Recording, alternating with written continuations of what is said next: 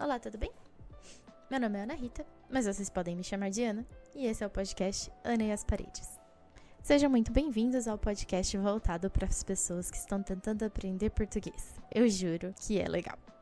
No episódio de hoje, nós vamos falar um pouco sobre algumas mudanças que aconteceram.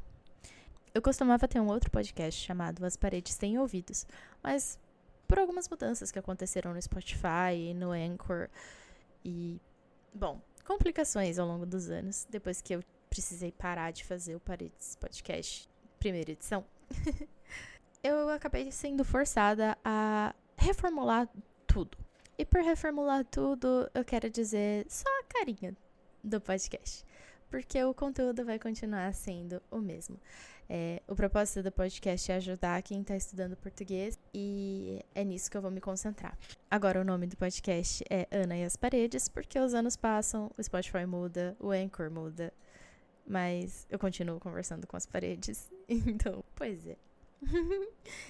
O sistema do podcast vai continuar o mesmo também. A gente vai continuar conversando sobre cultura brasileira, datas comemorativas, dia a dia, literatura de vez em quando, porque eu tenho muitos planos pra daqui pra frente. E eu espero que vocês aproveitem bastante. Eu tô bastante animada e eu acho que vocês também vão ficar.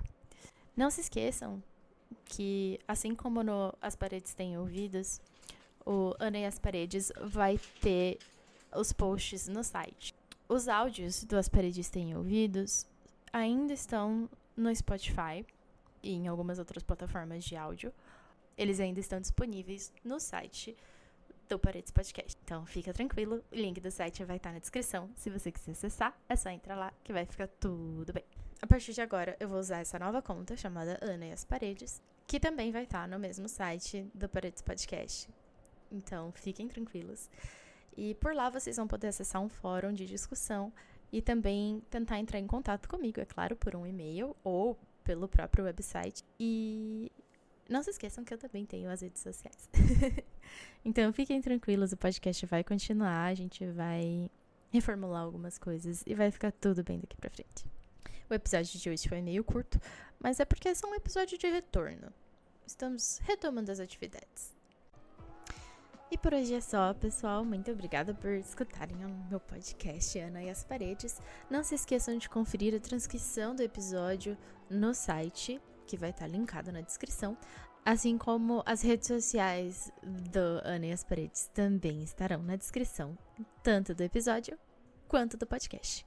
Um grande beijo e até mais!